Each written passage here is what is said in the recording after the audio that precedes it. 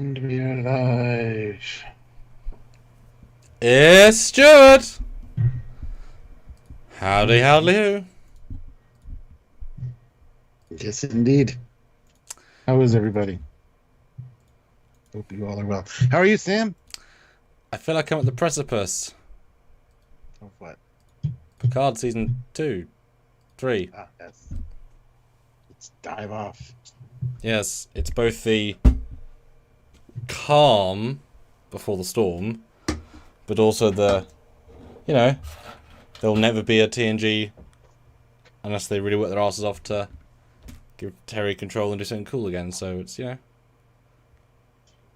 I don't know who thought Nemesis was to be the last movie. We just didn't get another one, so no one got to grieve, right? Yeah, exactly. They definitely didn't think it was going to be the last one. Whereas this is like, well, damn.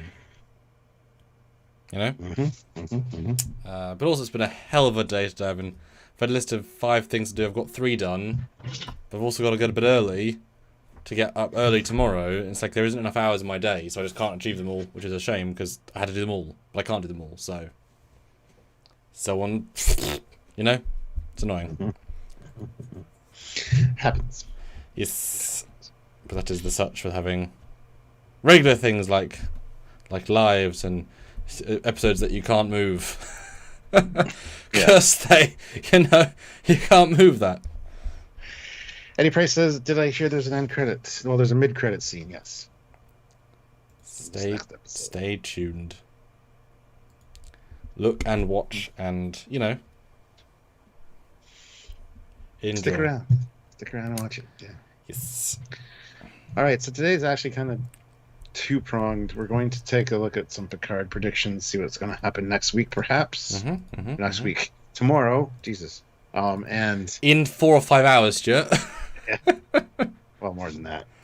Oh. Yeah, almost 11 hours. 11 hours? Yeah. I thought it comes out at 2 a.m. 3 a.m. My time. It's 4 p.m. now, so. Oh. Because it's obviously 9 p.m. here, so. Confusing. Okay. Sorry. Well, anyway, yeah.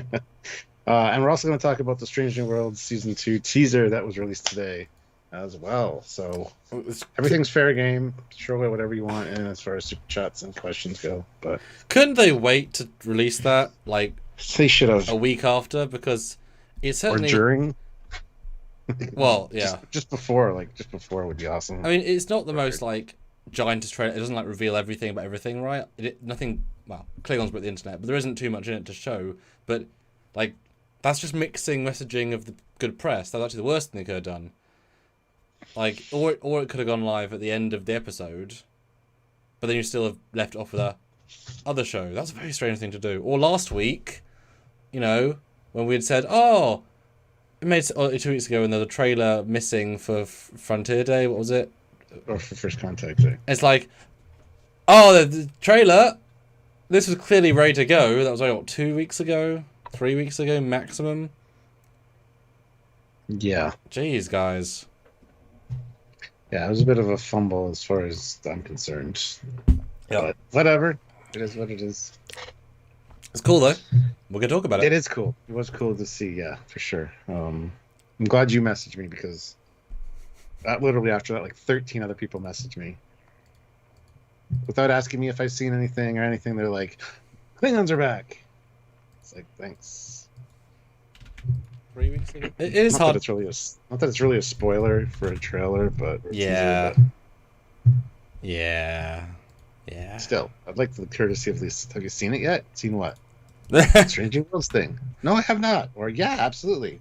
And then tell me what you want to talk to me about. Yeah. Is the problem with the internet. It is, yes. Right, well, I guess I'm going to start sharing. Go share it. I'll see you in a minute. Yeah. 146 of you here. That's awesome. 51 likes. That's also awesome. But let's shoot to 100 likes. I'm sure we can do that. If you haven't hit like yet, hit like. Be one of the 49 people that needs to get us to 100. You can do it. We will address the super chats as soon as Samuel gets back. But in the meantime, I'd like to tell you to consider joining the fleet. We have an awesome fleet here. There's a join button down there. Click that. You can be a member of the fleet. Be assigned to a ship. get to hang out on our Discord and have some fleet events and things like that. Really fun stuff going on with that. So please, by all means, consider doing so. Just clicking the join button and looking at the options. Another way you can do that is head over to Patreon/Trekyards. All the same ranks, tiers, perks, privileges, all that apply over there as well. So that's where you prefer to support people's Patreon. By all means, you can go do that there as well. We really appreciate that. Also, like I said, super chatting. Paul's already super chatted. We will get to hopefully get a few more. But we want to hear your thoughts about your predictions for this next episode of Picard, this last episode of not only the season, but of the series. And we also want to hear your thoughts on the Strange New Worlds teaser for season 2, because there was some really cool stuff in there that a lot of people are really excited about, and we're happy to talk about for sure. So let us know your thoughts, comments, whatever, via super chat. It does support the channel and helps us out immensely. So if you can, please do so. Also, there are links down there to the Teespring and the TeePublic store. By all means, click those and check out some Trekyards merchandise. Maybe get yourself something cool, Trekyards related. We would really appreciate that also. Lots of great ways to support us and help us out. So, of course, just watch the videos. Make sure you subscribe to the channel. Click the notification bell icon so you get notified of when we do lives, when we do edited content. Keep all those things. So share it around. Share the videos around with people that you think are like-minded and would really enjoy seeing Star Trek related content. Things like that. So pass on the Trekyards word to everybody. Picard's trial is over. He becomes a Q. The bad Kailash dream is over. I've seen actual Klingons in the teaser. It seems like Star Trek is finally back. Indeed.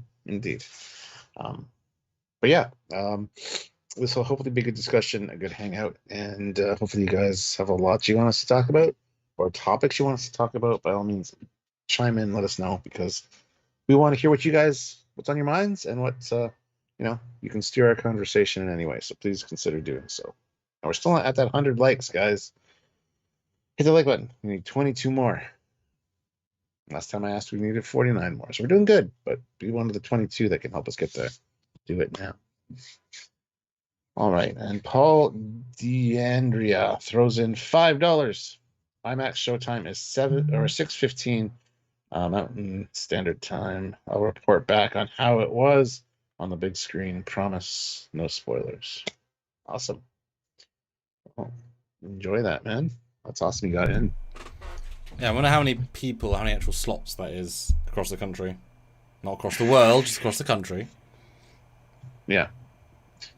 Because, for being all IDIC and Federation and multi-planets, they really don't give a flying fuck about the rest of the globe.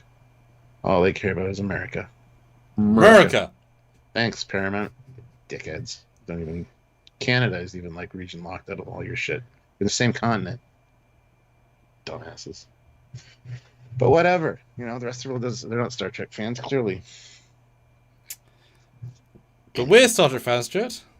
Actually, a Brit and a Canadian, yeah. So, hey, maybe they should learn their lesson and, share with the world. Well, let's share with the world right now, Stuart. Captain Jenkins, $5. I hope at the end of Strange New Worlds we see an original series bridge with the straight engine struts, but something tells me that won't happen. I don't know. We don't know what could happen.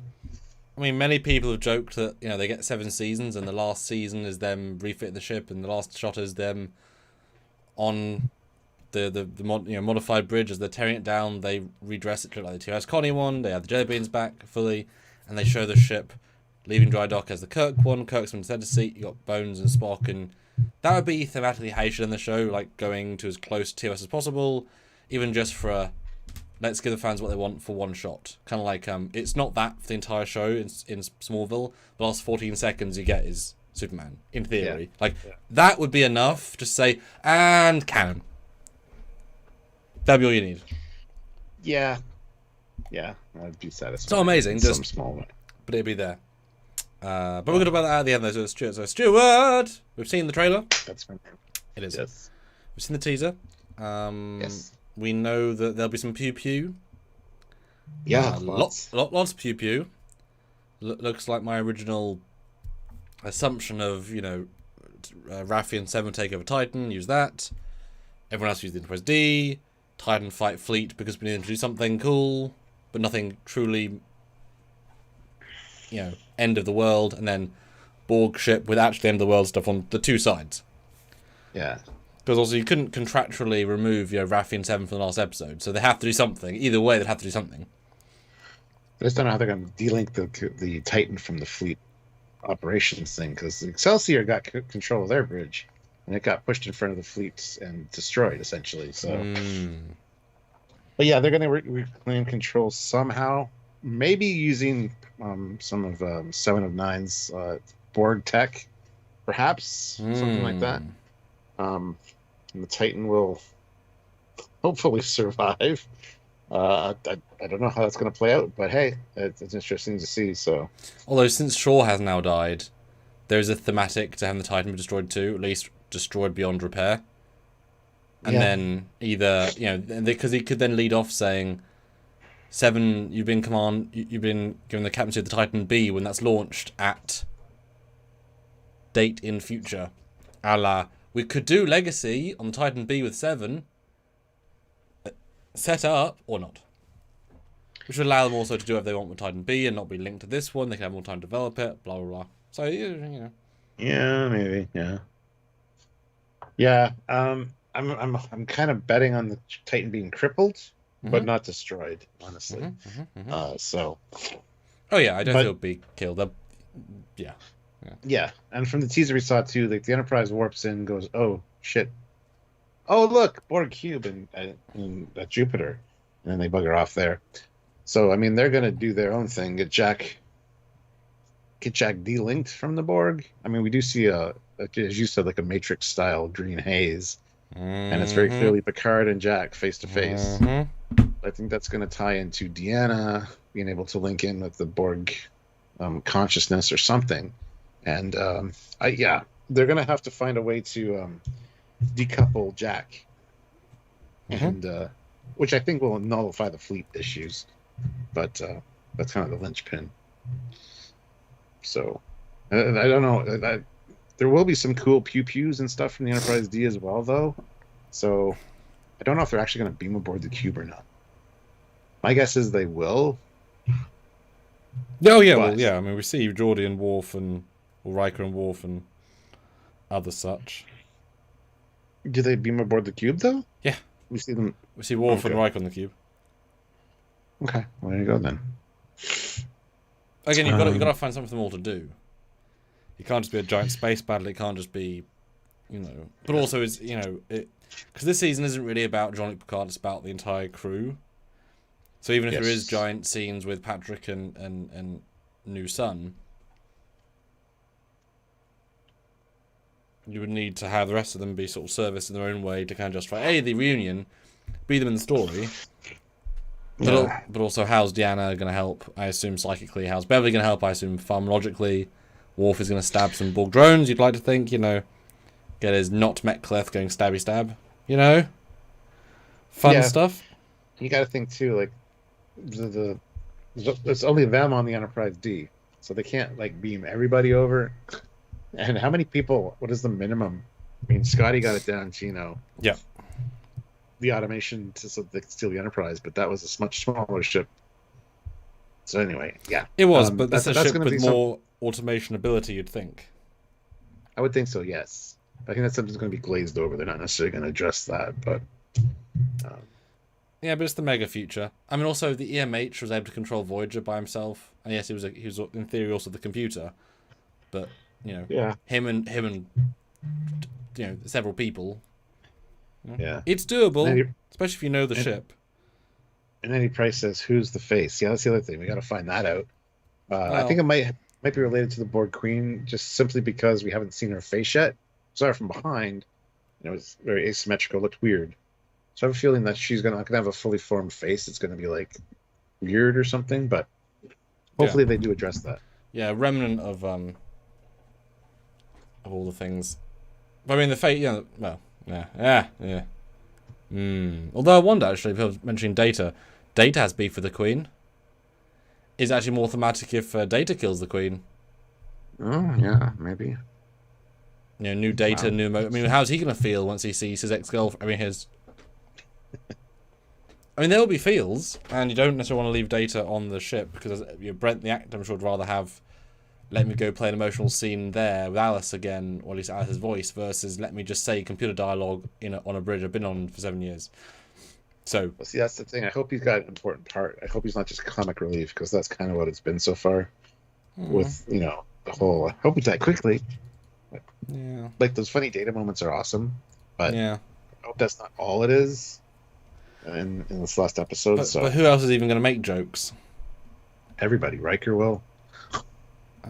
Data definitely will. I can see Worf, deadpanning one or two, just not even trying to make a joke. Yeah, but he's not. Yeah, well, that's the argument of Worf. He's not making jokes. That's why he's making jokes. Like, that's why he's funny. He's not funny. Yeah, or he does know he's funny, and he's just playing it off like he doesn't know. Because honestly, some of them were pretty good. Andrew Hesto, $5. Thank you. If the Titan A can be reconstructed from Riker's Titan Strange New World 1701 can be refitted to the TOS 1701, even with the size differences. Well, they don't know what happened to the Titan, so we're not even going to talk about it. Yeah. They haven't worked out either. And you're not wrong, Andrew, but... My question is, though, remember season 2, they had this giant time travel plot, they had all these big epic things, and then it all boiled down to them in a room yelling at each other, and then throwing a drone, another drone, somehow doing 3 other drones, and we win. That's it. And then 20 minutes of epilogue on the Stargazer, which is far more interesting. So, and again, not the same group, not the same team, blah, blah, blah, blah, but... That's what we got last time as a closing moment. Is it going to be an abrupt 30 minutes of actual story, 30 minutes of goodbye? Is it going to be 50 minutes of closing, 10 minutes of goodbye? I'm hoping for at least 30 minutes of action, problem solved, then another good chunk of the episode, maybe 30 minutes or more of sorting things out, maybe brief time jumps with Captain's log over top of it, and seeing things like that, and just kind of getting a wrap up. Like I said, the ending of Deep Space Nine, where there's multiple endings, I think would suit me just fine in this one. But yeah, I hope it's not let's say it's 60 minutes long and 50 minutes of it is that's one of the everything's done, defeated, all that, and then you got 10 minutes of wrap up. That might be too little, but 10 minutes is also a long time. So, especially you need to give at least 5 to Patrick. Yeah, for everyone else, and it can't just be a group goodbye. So I feel like there's certainly some level of you don't want to, have what happened to everyone fully, right? Part of the fun of Nemesis and Post is that you sort of vaguely know some people's legacy, but you can invent new stuff. If Terry goes ahead and finishes the season saying, and Beverly went on to do this the next 10 years, and you can invent all the history. You can even have a scene of, Admiral Riker's log, it's been 15 years since the battle, and now we're all... you could even have that, right? And literally tell the audience what happened to everybody, and solidify that in canon. But then I would like to see... I'd like to see the Picard and Laris thing, see what happened in the future. They got married, or... Well, the odd thing is, there's been very little to no Picard-Beverly rekindling. So it's very weird to have them get together now, but also him and Laris have almost no real connection anyway. And he's having a baby mama. It's how much time do you have to gallivant with Laris, who you've known for 2 years, 3 years, and been with for 2 or 3 weeks, or maybe 6 months at most? Or your son that you've got limited time with? I don't know why you prioritise Laris at this point.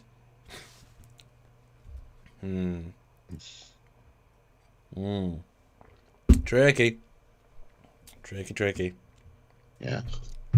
No me, no. Matt says I contacted Terry and asked if we could do 30 minutes of credits just for you guys. LOL. What do you mean by that, Matt? I mean, the irony is you could just do stills of the actors and say, that classic text at the bottom. Like a comedy. Yes, exactly. Worf joined whatever. Yeah. Captain Worf joined Section 33 and became the lead leapfrog player in all of the galaxy. Beverly enjoys the occasional Tuesday beheading. But only on Thursdays. or Makes Wednesday. sense. I forget. Yeah. Dear me. And I still think Q is definitely possible just because, Yeah, 100%. again, timeline mishap. I feel like Terry would, he's doing Borg as well.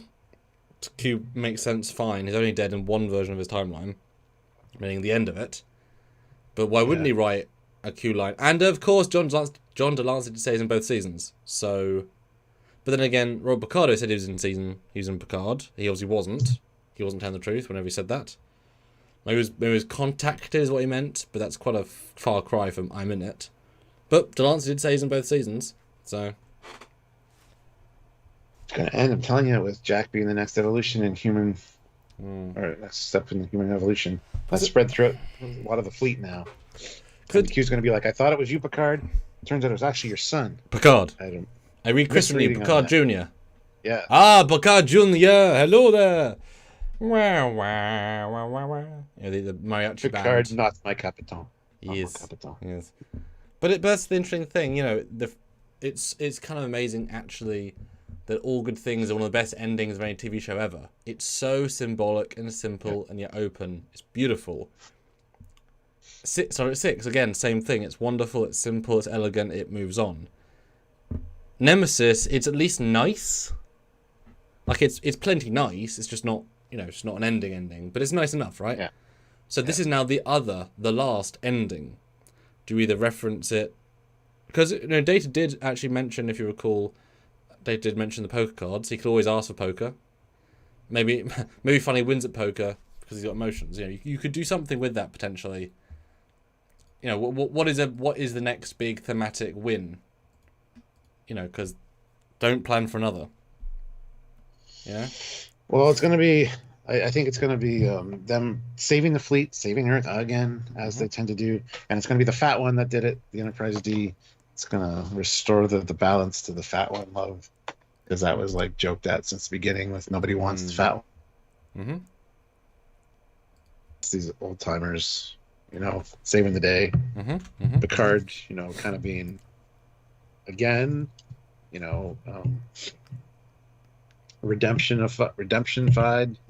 redeemed for yes, the Battle Wolf 359, a lot of death, understandable, but again, saving the fleet, saving Earth. Yeah, I don't know, man. They're gonna and it's Frontier Day festivities. Yes, there's a lot of damage and destruction happening by the looks of things. Who knows how that's gonna end? But I can see the Enterprise coming in at the end, and they're not gonna be like yay because everybody's dead, but there will be some kind of triumphant return of the Enterprise D and crew. So I don't know. I don't know how they're going to play it, but I just hope it's good. Hope they stick the landing, as we've been saying. But Captain Jenkins throws in $2. Hope to see Space Dock in action for once. I would love to see Space Dock just firing away, taking out ships. But then you got to think, damn, all those people on the ships that weren't Borg. Just the death, the amount of destruction and death is going to be awful. So, I don't know. Kyle Wong, 5 pounds. Who is most likely to die? Why do people want everybody to die? Nobody's going to die. It's funny, I'm actually writing a poll with that in the options as we speak. Yeah. So there you go, there's the poll. Yeah. I'll read that in just a second. I mean, if anybody's going to die, it's probably going to be the Enterprise. Yeah. Again. Or Earth. Oh no, can't do that. I mean, you could. Will Picard season 3 end happily ever after? The TNG cast member will die. Picard ends up with Laris. I can't predict. Too many options. Yeah. I don't know why he would go any of them. I don't think anybody's going to die. I can't. Well, unless Terry wants to be the guy that kills them all. No. I mean, the ship could blow up, and they see white light and Q, and they're all standing there. Hey guys. I don't know. Who's most likely to die? I don't know. A lot of people have a lot of different opinions on that. A lot of people think it's going to be Worf. A lot of people say it's going to be Riker. I can see Picard actually dying, to be fair, as an end to the Picard series. But then the next Enterprise will be the Enterprise G. You'll see like a epilogue a few years later. This new Picard class Enterprise G or something. Like it'll be a ship named after Picard or something. I could see them doing that as well, but yeah, I don't know. Matthew Lebner, $10. The Queen can be vindictive because of future Janeway. This could tie into the finale. Definitely see Q. Jack will die. Q will save Jack. And the trial will finally be over. But the trial never ends. Never. How could it? Never, ever. Especially with the old time travel. I just read a lovely Dave Blass post about the D Bridge, so that's go follow Dave Blass on all the social medias. He's a wonderful guy. Yes. Mark Lawrence though, $2. Admiral to Earth Space Dock Defense. Fire to disable. Well, fire to disable ships. Wow. Yeah. I mean, you also got to wonder: Did Terry? And let's be honest, did Terry say, whatever happens, I want the last episode to be a giant 100 spaceship battle against Space Dock with the Titan flying in and killing things or destroying things, and also Enterprise D versus Borg Cube. Now, once you know that, that's a lot of money. Plus an Enterprise D bridge, primarily in that episode. So that episode might be, with all the CG budget, plus 60 minutes, so more time to film. That episode might be, 20% of the entire budget of the season, right? Seriously, with that much, whatever. So this might be the reason. He said, I want to give the movie I've always wanted to show those things. And now I have to accidentally cut the budget for the rest of the season by like a third just to try and make it work. But now the money's going to feel like it's on screen. Because, I mean, this sort of space effect shot in the teaser is ridiculous by itself. And you can't just have 2-3 shots of the Titan. You've got to have it be a space battle. So therefore, big, bold. Yeah. It's going to look like one of the most impressive space battles we've seen in Trek by the looks of it. Because there's a lot of red phasers going on. Yeah. So. Although the advantage, like Prodigy, there's no... When they're all controlled by the same source, there's no need for independent movement. When I do fleet battles, each ship has to have its own flair. Yeah. If they're all facing left, there's not much flair involved, right? You just go pew-pew and go through them. So, but you know what I mean? Like, this might be such a giant budget episode, feeling like, anyway.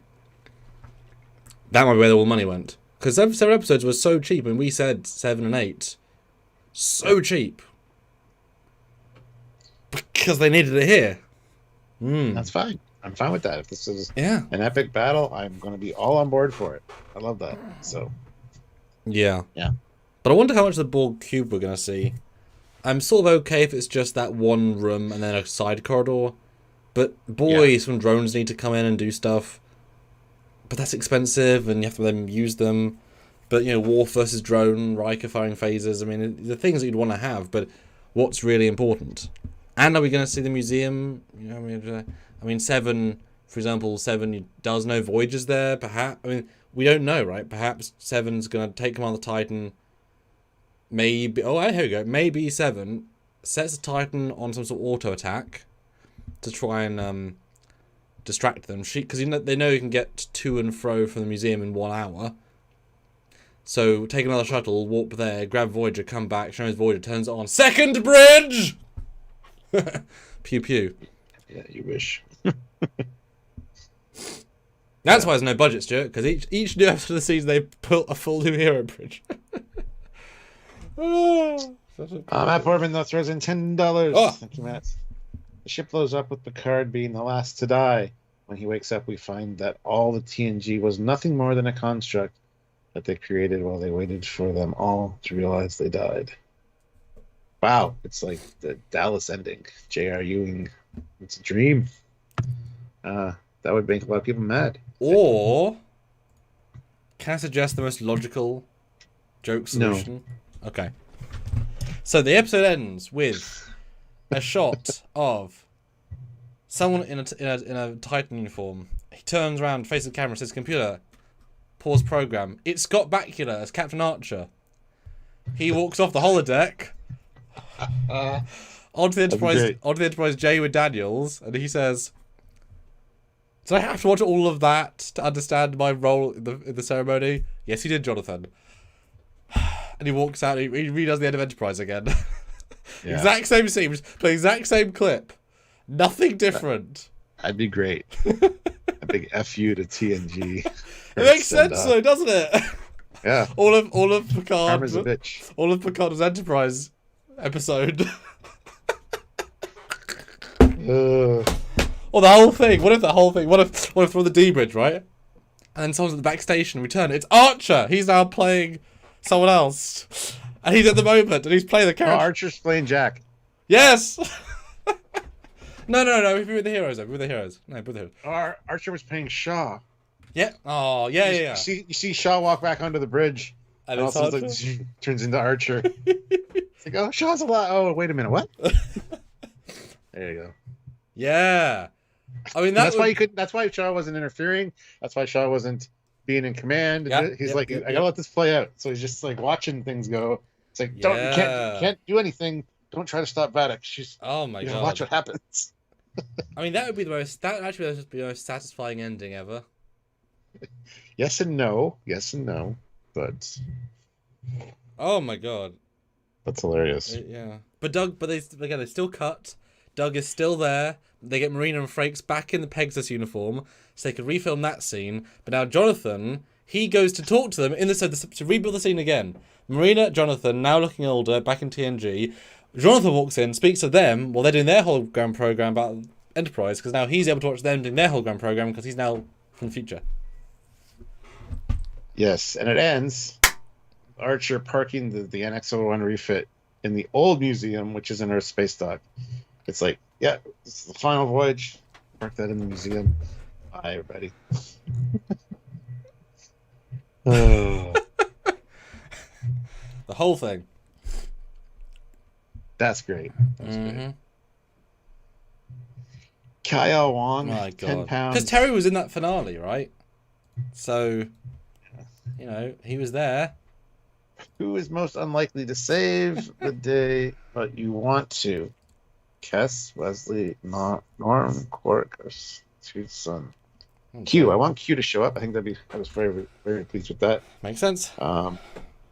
Wesley even showing up as a traveler and being like, this is janky. What the hell, man? That would work. As long as he's like actually acting and not being Will Wheaton.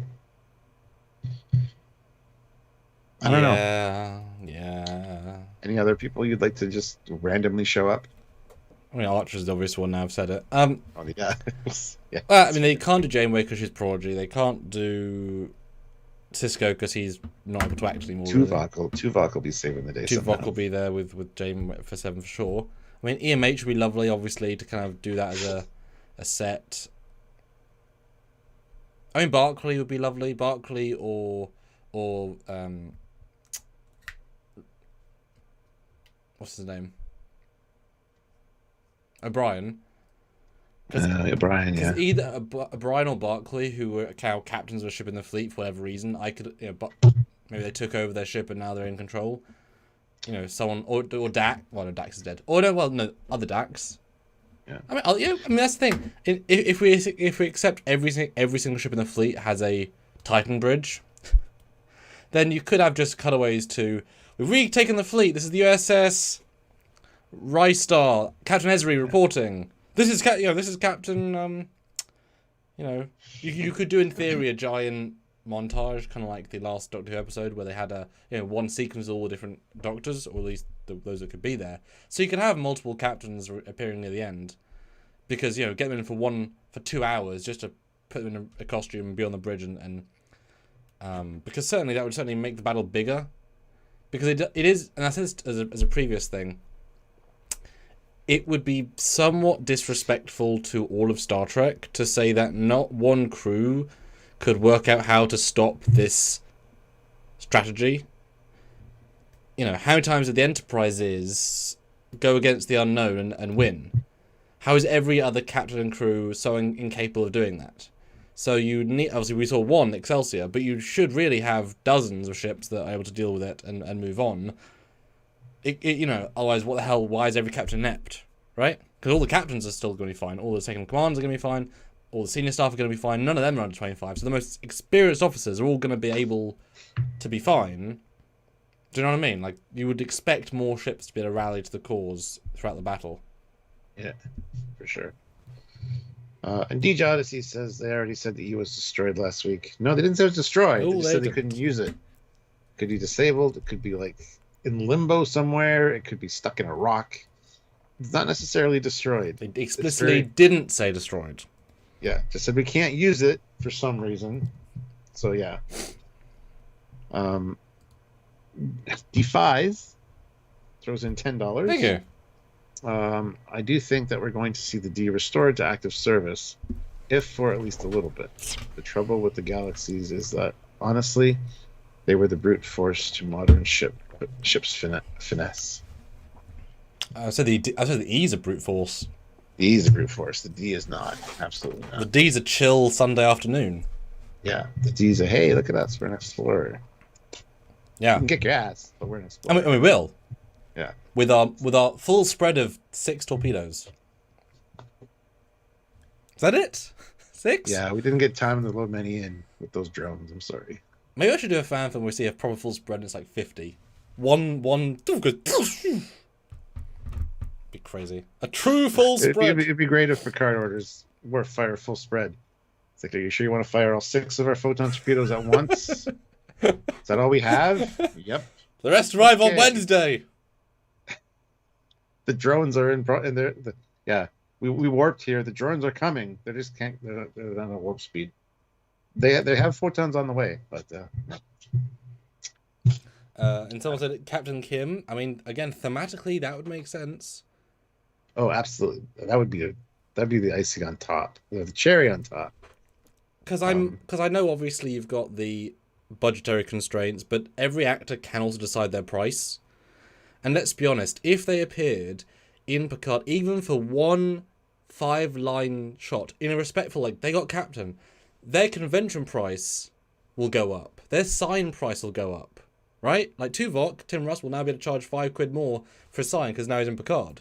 So even if they agree to take a slight pay cut what they would normally charge to be in the show, the actual value to them would be huge. I'm not saying disrespecting them as actors, but to have, pick 4 people like Tuvok, make them all captains in that final battle, that's actually kind of huge. Kim, Tuvok, Chakotay could be back, but we know he's not in it. Who else would be in? O'Brien, whatever. Dax, obviously. Who else would make sense?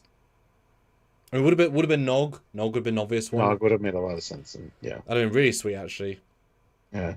Well, we really have to work out a batch of questions to ask Terry when we get him eventually.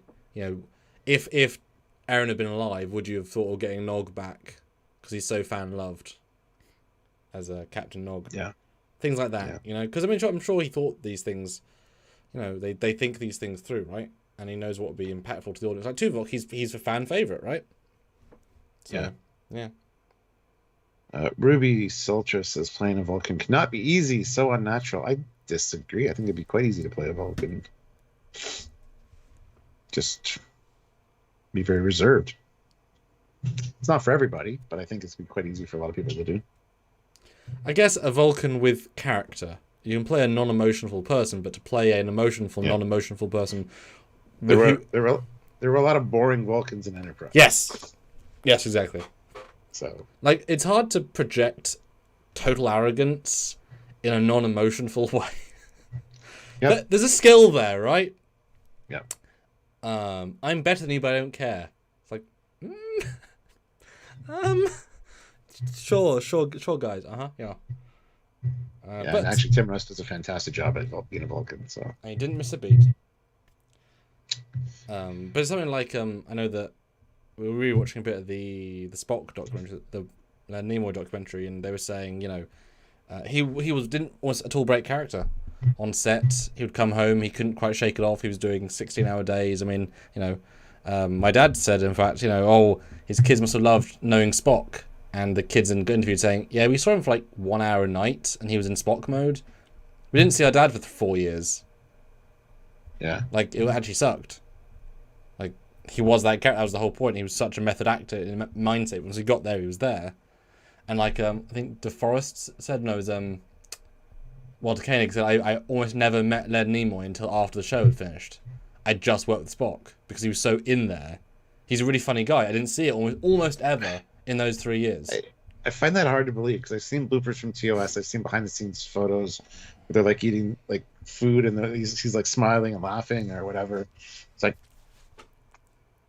I mean, those are just the rare moments, I guess. But yeah, I agree with you. But as William Shatner said, you know, Walter Koenig was there for 1 day a week, some weeks. Well, that's actually very true. Yeah, for those guys. Yeah. So I mean, you're going to only see, and then you're not necessarily hang around the set to chill out. You're probably going to do your thing, go home, try and get your next paid job that isn't just Star Trek. Versus them who are there all day, every day. So I think it's totally plausible. They weren't there very much. We think of them as being there the whole time, but you know, yeah, you film the bridge stuff in 1 day, you film the engineering stuff another day.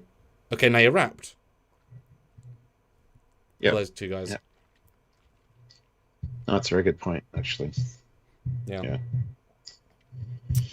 As for seeing the D restored back to active service, I would buy that. I would buy that for like a honorary flagship title or something, in lieu of what happened. Sure, but well, this is what I said to you the other day. If you recommission the D, you've then got to refit it to be extremely powerful, which will then mean ripping out a lot of its stuff, developing a lot of stuff. It will no longer that's why I said honorary. It's not actually going to be going out and doing things. It's just like a a figurehead. But I still feel safety-wise, because any ship modern era just rip through it and then kill the crew, just for safety. At the very least, you have to refit the shields to like top standard. That you could do without ripping too much of the ship out. But yeah, I really very much disagree with you on all that. I think it would just, as an honorary thing, it's just like, I'm not going to send it out on missions or have it leave Earth's orbit necessarily. It's just kind of like an honorary. Well, if you're not leaving Earth's orbit, then it's just a museum ship, isn't it? You're not really doing anything practically, you're just there. That's the other thing. I think it's going to take up that empty slot at the museum on the outside after this. Probably going to park it there as like a... Which I don't know why it wasn't there originally, to be honest. It's a pretty important ship. No, it's being repaired. I mean, it wasn't... It was surprising. Yeah. And actually, that might be the final shot. The D warps in, goes to that berth, and then one at a time they leave the bridge, and Picard looks at the chair and says, you know, until next time, old friend, and then they step into the turbo lift, the doors close, credits roll. I could see that happening. They all get their time to say goodbye. Yeah. That could be sweet, but depends, like I said, depends what they're focusing on. Is it about the Picard season, in which case Laris would be the obvious choice to end the season on? She started the show with Picard, she ended season 2 with Picard, she started season 3 with Picard. Or is it about the character relationships? You know, why would you not rehire the daughter actor from Picard and whatever? Why would you not hire her back to play with the guys? But they've truncated the season so much that, you know, the whole thing might take place in 1 day where you can't get her back instantly, etc. It's tricky. It's tricky. Does Jordy have a Porsche and the duck and the plane and all the other stuff that's on the MSD? Yeah, all that stuff's been put back. Don't worry. And Nathaniel says there are medical and science ships that don't have the most up-to-date refits. That said, I think the D is going to be museum piece. Yeah, but if you're the recommissioned flagship, then any baddie would come in and say, I'm going to come kill the D. Wow, it took 1 torpedo, we killed it, what a symbolic victory. So you wouldn't... It becomes the biggest X marks the spot of the entire fleet, and if it can't handle itself, it'll be killed by any rogue anybody. Because any modern torpedo could rip through those shields. Like... Well, it's got to get to the D first. If there's... Well, it depends how much of the fleet gets decimated, I guess. Like I said, if it's just like a figurehead thing, it's like at Earth space dock, just that's where it stays until... I mean, Changelings took over all Starfleet, so let's not pretend that someone can't do it. That's true. Like that's the other thing. We got to figure out how to get rid of all the Changelings. Stuart, hold on, we're 48 minutes in. Yeah. We just remember there are Changelings. We got to... That's not good. We got to stop the Borg plot. That's easy by disconnecting Jack.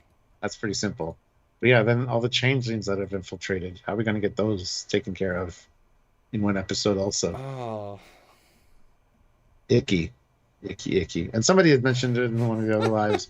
Maybe this is just a setup for another show, and it's like they're not going to leave this on a cliffhanger. Like Starfleet's still infiltrated by changelings. Enjoy your Picard. Goodbye, everybody. It's like that's not going to happen. Coming in Star Trek Legacy season whatnot. Yeah. No, that's super true. Yeah. I mean, I can imagine with Vatic dead, who may or may not be the leader. If the Borg Queen goes, they might just say, "F this, we're out." And there might be a scene where Picard says, Admiral Picard's log. I mean, really says Admiral, and turns out there were 21 changelings because 21 officers have suddenly left important places, and luckily they're all found in their closets. Only half of them dead. Huzzah! Yeah, that's a huge subplot to do. Yep. I would assume that if they genuinely thought they were going to get another season of anything, I would have a closing credit that the changelings were all discovered, whatever, and then the mid-credit scene would be one changeling is one of the TNG crew now, as in since they got back, or an admiral we know, like a cameo from Janeway or someone big, and they're a changeling who's so advanced they're able to hide fully. So there's one changeling in Starfleet. That's the hook for next season, because one changeling can be enough, right? Yeah, but that's a hell of a thing to put in another season or no new season. No, I'm saying if you knew get another season, that'd be a great hook. Yeah. Like one left, and how do they live? How do they survive? Don't know. But there's enough of a reason for that. Yeah, I really think the mid-credit hook thing is going to be like an uplifting one, hopefully. Oh, yeah. Not like a da-da-da moment. Well, and unless the point is to get another season and make people think, damn, more. Because if you end on a catharsis, then the need for more versus ending with a. But the problem is it's supposed to be a satisfying TNG send-off. But post-credit is different. That then you could argue any Marvel film is not satisfying because it teases the next film. No, you end at the end. That's the bonus, right? Like, it's a separate. You can't have it set up as a cliffhanger for this thing that might never be made, because then it's always going to be a what if, you know. But someone like Prodigy, someone would deal with it in a book or whatever. I mean, someone would do something. Like it's like B4, right? You can't set up a B4 and never do anything with it. They didn't for 20 years. I mean, I know what you mean, but it has been done before, and you know, if the will is there to do it, it's like it's not the same, but how Shatner and Nichelle Nichols, they kissed and broke every other take, so they had to use the kiss because like, well, you have to do it. So if they make it so that they have, you know, it's almost so irresistible, you know, might make it say, oh yeah, I'll do another one. Yeah. It depends how you want to play it as them. Jasper Jedi, $10 Canadian. Do you think they would rip the bones out of it and refit it a la Titan and Stargazer? I think this would be bad. Yeah, they're not going to do that. They're not going to like. Oh, by the way, this Galaxy class that you love so much, and we're so happy to see return. We're going to decimate it. We're going to make it into the Enterprise G, but it'll be totally unrecognizable. Don't you worry. That would piss so many people off. Yeah, they're not going to do that. Sorry. There's not. Yeah. No. Unless... Oh, God, here we go. You really want to have your cake and eat it and do the Galaxy X as the final notes and say, we did do it. Like, it's not great, but you can see the logic behind it, right? It would be a payoff to all good things, a payoff to whatever, to have it become the Galaxy X. Riker's now in command. There is some logic to that. Riker's in command as an admiral, though. As an admiral, yep. Yeah. And then Beverly decided to go to rejoin Starfleet, and they give it past her. Yep. I mean, you could do this. That would be interesting. Data's alive. Says I feel like I should go learn a lecturer. I'll go be a lecturer. Yeah. And Picard says, I'll go on my vineyard, but now JK I've done this in 3 realities. I'm going to go something else. So, like I said, that would also be rather sweet. It's like how we all felt. I remember when the first trailer came out for Picard, and we were like, he is at his vineyard. Thank F. It makes sense. It's all good. Yep. So that you could do that. And then in fairness, then, if you were saying Galaxy X, which you shouldn't do, but if you were doing, then if Terry said, I want to do Legacy, and I want Legacy to be on the Galaxy X, which means the bridge we built is already built, we modify it slightly to be the Galaxy X, now we've got the bridge built for our hero show, cut the budget of the pilot by a third, Reich will do it. I mean, there is some logic to that, right? Yeah. Nathan Culver puts in $5 and says, Beverly made a changing detector, right? I don't think that will be a big issue. She didn't. She could... Anybody that's Vatic infected with this changeling upgrade can be detected probably using that isotope.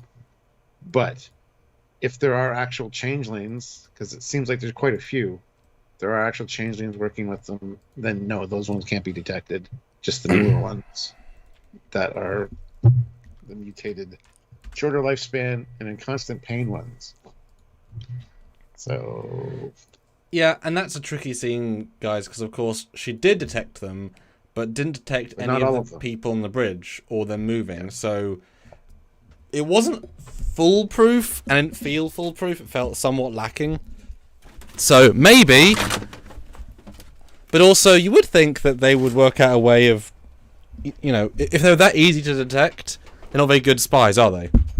Because as soon as one government says, damn changelings! Here, scan for isotope 176. Beep, beep. Wow, that was 7 years of research down the drain. So, etc. But guys, we're going to be rounding into the Strange New World discussion very soon. Put in your final super chat comment about what you think prediction going to be. Fast, super fast thought. Go right now before we swap the other thing. And Thomas Joseph says you don't read chat. We do, actually. We read quite a few of the chats. But we definitely read super chats because they pop up and they're obvious to us because they're a separate thing. Yes. But yeah, we like to address a lot of people in the chat. So, yes. I mean, I've referred to many things they've said has spawned a conversation because we're here to listen to us discuss, debate, controlled by you guys, etc. Exactly. Yeah. Kyle Wong throws in £5. Where the frack is Section 31? Aren't they supposed to protect the Federation from the worst threats? They are busy filming a movie right now, so they're on set. So they can't be protecting the Federation currently. And Rocky O throws in $2 with no comment, but thank you so much. Much appreciated. Yeah, so any last thoughts you guys have for prediction-wise for the next episode? Let us know.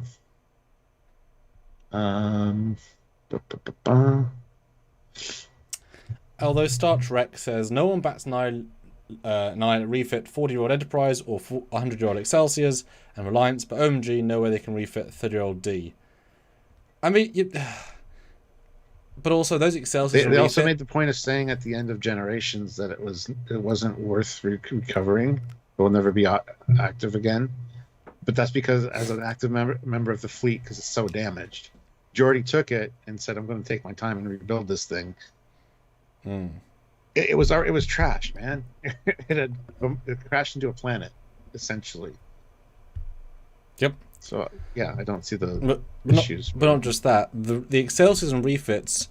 I mean, when we saw them in TNG, they were civilian ships that got damaged. People carriers, right? They were the lowest tier of ships, so they were still there.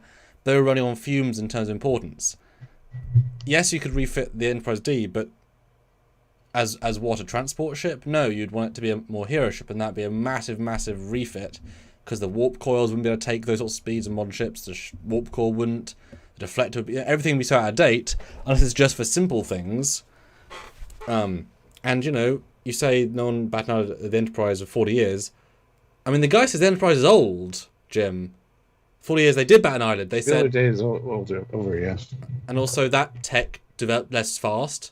You look at TOS tech to TMP tech, the tech is less giant in terms of leap, versus TNG is normal to Picard era, is kind of all over the place, weird tech, so it's just a bigger leap, right?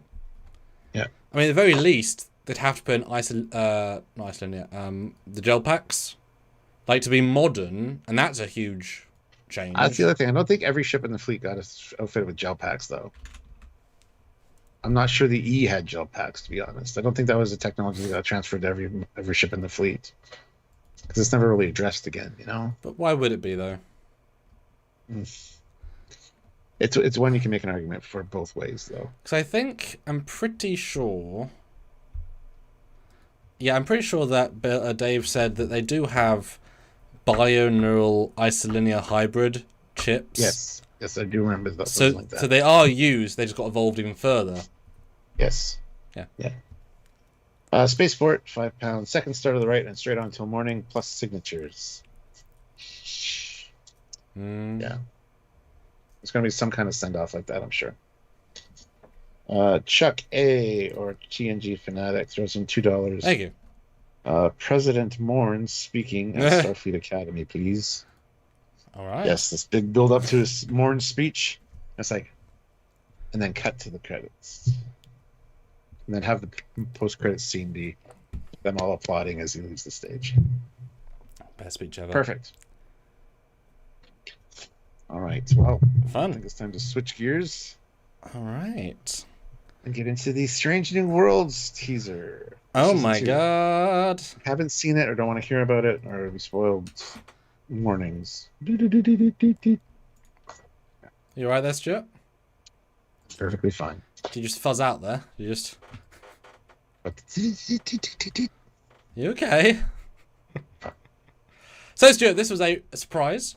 And I mean, it's funny. We just got the Georgia movie announcement yesterday, and then this and the Academy a week ago. Shouldn't all three of these been announced on the same day on First Contact Day? Wouldn't that have been obvious to do? Yes. A trailer, a teaser, and a still. That'd be weird. Versus Scattergun. So, what do you think, Stuart, when you saw this teaser trailer?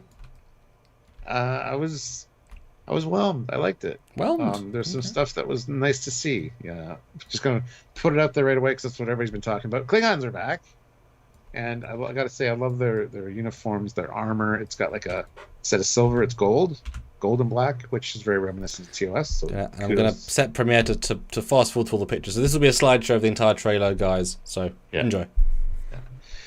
So glad they're back. Also, the D7 is back. The one that's designed by Denning. What's his name? Ryan Denning. Do I have mine? It's like my favorite ship of... Oh, see? Literally right there.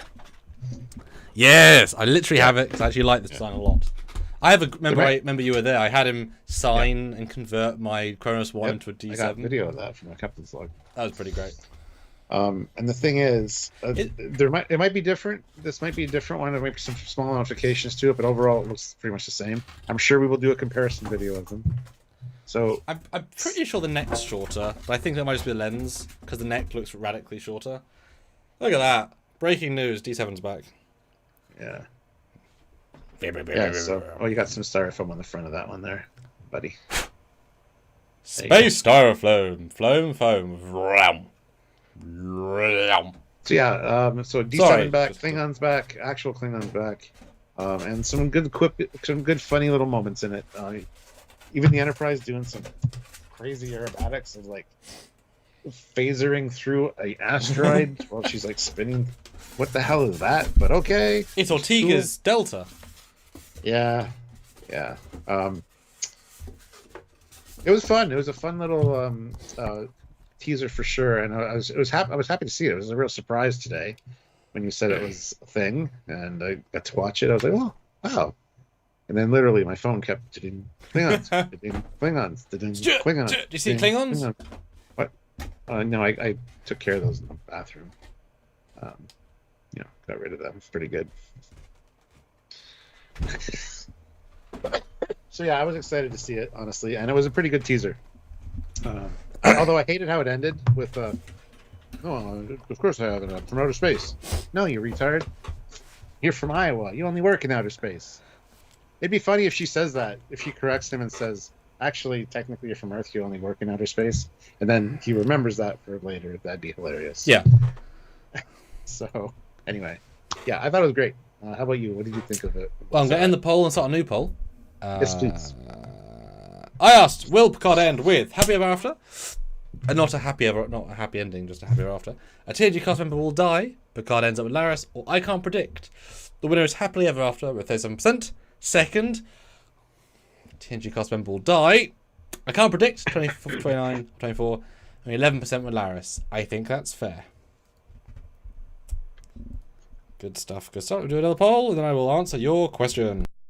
Yes, please do. And we have 292 of you here, which is awesome, guys. Make sure you're subscribed, hit that like button, and also click the notification bell icon so you don't miss any content we do. But hit that like button.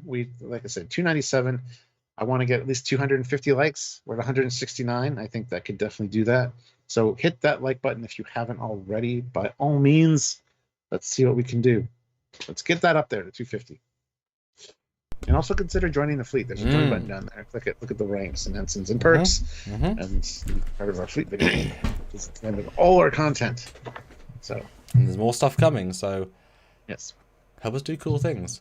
So yeah, I mean, it certainly, if this had been, imagine if this had been the Discovery trailer in 2017. Oh, this would be great. I mean, this would have been shockingly good, right? Fun music, good uniforms, aren't perfect, but they're good. Klingons are acceptable, D7's acceptable, nice CG, nice tone. This would be like, oh, it's a fun visual update. Let's do it. That'd have been it, right? But we get what they're doing. Now, that said, if it's taken this many years, 6 years to reach this point, okay. This trailer, to me, honestly, feels like we know we effed up the past. Look. This is what we actually want to make. And it was really fun to see. It was fun, it was adventurous, it didn't tell me anything, but it showed me stuff. They were good visuals last season. The cast, I'm excited to see all of them, which is not the case for Picard Seasons 1, Season 2, or Discovery Seasons 1, 2, 3, 4, 5. I'm excited to see all of them. I don't know if I got anything from them. I kind of like how the Klingons weren't even a mic drop. They were like, look, Klingons, moving on. But really, that's the mic drop, right? To end on the thing that was leaked, the thing that was shown, 2 years ago. That's one thing. But then they do one thing in here that annoys me. The Gorn are back in here. 2 shots of the Gorn, and it's like very alien-like. Again. Anyway, sorry. I mean, you can't even get. I mean, the visual is almost literally Alien 3, but now with backlighting. I mean, I could Photoshop that into an alien head. Oh yeah. I mean, who thought that was a good idea? It's just sad. But I'll take Klingons being fixed over Gorn being anywhere near good. But still, here's an ad. Though Stuart, as YouTube is insisting that we add you. So add us to your community by adding us right now with an ad. Crazy. That's great. Maybe it was for a Gorn repellent. Who knows? Maybe. And people are pointing out that this trailer does diminish season 1 because Una's back. Yeah, I noticed that too. But that could be a flashback, or that could be anything. I know. I'm just trying to play devil's advocate. Okay. Don't even start with me. Okay. But I mean, it was. It's not that big a deal, right? Yeah. I mean, did you really think she was out of the season? No. So. I figure she'll be out for like 1 or 2 episodes. Yeah. That's like it. Yeah. Yeah. I mean, because also she's actually a good actor, good character. You don't want to lose her for 6 or 7, etc. So. I was hoping to see a peek of like something from the crossover episode, though. That is true. Well, yeah. But they're not gonna spoil any of that. Oh, that's a giant thing. Yeah. But should we go through it bit by bit? So we start off with a lovely space CG of the Enterprise doing its Enterprise thing. Looks unchanged from last season. Lots of spacey light and a mini sun real close, which normally you normally look for a light direction. So obviously everything's being lit from the left. But if the sun's in the middle, then you've got planets being lit from the left and right because the sun's in the middle. Yeah, that's weird. That's weird. It's a fun visual. Yeah, Another shot of the bridge with Spock behind Kirk. Or Pike. Sorry, not Kirk. Pike. Kirk's in this thing. Oh, we see the new engineer, the lady, for a brief second.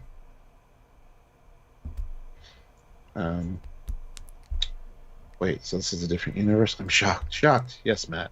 Absolutely.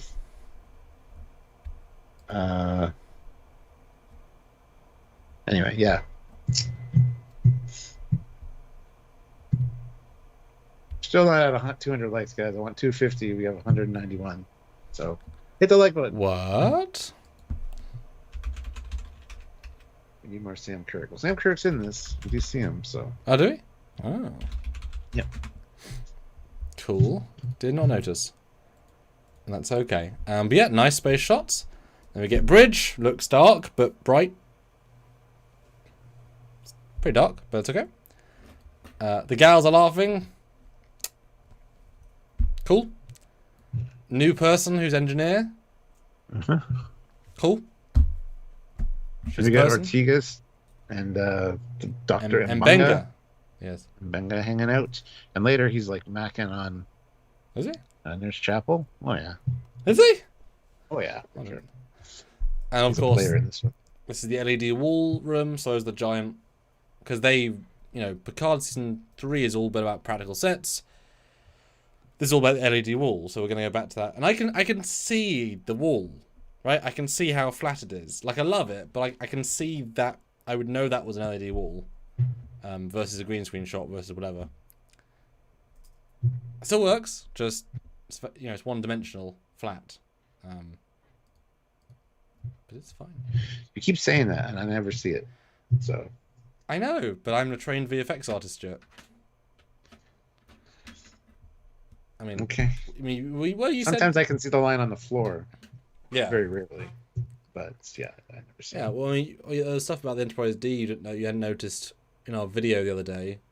So, yeah. Because they don't have the comparisons. Sure. Until they're on screen. Yeah. And Jeff Jorgeman, don't want to spend on the real practical sets. No, but it's fine. It's a totally justifiable thing. It's given them so much scope at a lot less budget. It's absolutely fine. It's actually a really good. They are pioneering. With Mandalorian, they went that route, and it's a great choice. It's just you can see it, and it's fine. Like, I'll take it. It's absolutely fine. I'm just more trained on it. And then we got people talking. Nothing's to be said. And the Ortigas maneuver. It's cool. Proximity alert, and then I love how it cuts, and like gradually goes smaller. Got it right through. Well, I'd much prefer it to be blue. I don't know why they've gone red still, because it just blends in with all sci-fi weapons. But I would say it's a small note, but like TOS has blue phasers. Yeah. But it's a great idea. I mean, it's having fun. Having fun. Then you get a nice CG environment. Again, great use of the wall. It's visually bold and big and creative and fun, and yet simple. Indeed. Tells you nothing. Looks good though. Although La'an also left to do something, so both La'an and Una are back despite both having left. Yeah. Then you get M'Benga and Chapel in what looks like quite an interesting scene. Yes, she's injured, but looks like another medievally vibe. There's something. Because they're not wearing the spacesuits. But the next scene they are wearing spacesuits, or somebody is. And there's like a destroyed. Could be a Peregrine class. I don't know. Yeah. Definitely Stuart. Yeah. But you can see Gorn ships around it. So these are survivors of a Gorn attack. And it's definitely a trashed looking, not Enterprise. Oof. Yeah, it looks pretty beat up. And entering the atmosphere, but it looks like it's maybe starting to burn up. Mm-hmm. Hold on, I gotta change my Strange New Worlds LCARs now. I have Strange New Worlds. I'm talking about that. Does. Ah, okay. Aha. I thought I was right. My brain said that Pike had more black. in his undershirt, because that was one of the big notable things we don't like. We would rather have that inner line be black. Yep. And there is totally a distinctly larger black line. And these are small things, but... So I'm wondering if they'll slowly transition into more of a black undershirt. Because again, that is the canon. They will become more black later on. That's what happens. I'm fine with that. I'm fine with that, yeah. And I found a picture, and it's actually rather stark, the difference. Like, I don't love how it looks like he's more just wearing a shirt underneath. But I appreciate the move towards black undershirt, so I'm okay with it. Yes. And there we go. I don't think theirs are any different, but it might just be because his neck's bigger, so you see it more, maybe? I don't know. Where is it? Not sure. Yeah, so there's the season 1 him. And injured it. And there's the new season him. I mean... Is that just a different uniform variant? Or no, I think the black just goes up higher. Maybe? Not sure. What do you think?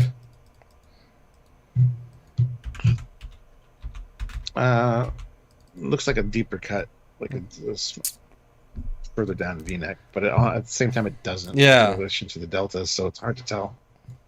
But I mean, distinctly visually different. But Spock Yeah. Spock isn't different, but I don't know if his jacket would be pulled that much further down, like accidentally for a take. Don't know. That looks good. Yeah, that's good. It does look like a deeper neckline map, but it also doesn't at the same time. It's weird. Just look at the delta. It's weird. We'll see more of it on Kirk in just a second when he beams in. Oh yeah, and also La'an. Oh yeah, I mean that's definitely deeper. Way more black. And we've said this, each season. Yeah, that's noted more.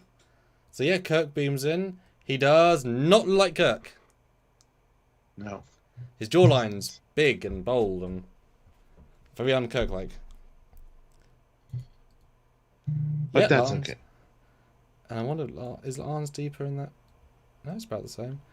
And of course, there's the subtext in this scene being that La'an wants to attack James T. Kirk with her energy on a bed, horizontal, for hours, while playing dominoes. Or Connect 4, or checkers. Just one of the PG games, Stuart. Absolutely. What do you think of this La'an love story? A Tale as Old as Time. I have nothing to say. I haven't thought about it. Well, now I'm telling you to think about it, Stuart. Here you are. Just Kirk energy. It's fine. It's Kirk, man.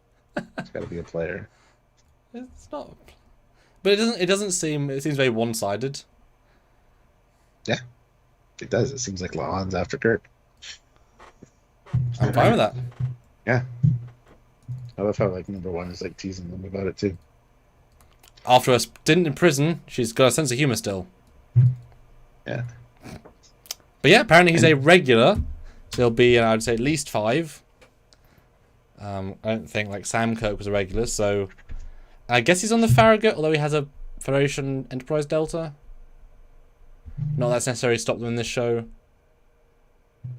I don't know. Do you think he's on the Farragut? Are they going to meet the Farragut? Well, I think he's wearing the Farragut one at the end. Oh. So. At the end? Oh, yes. Oh, yeah. That was when it beamed down. That disgusting thing. Yeah. But would that be weird, though, to have him there or a lieutenant? He wouldn't be a captain yet. No, he's... Yeah. And we can't see his rank.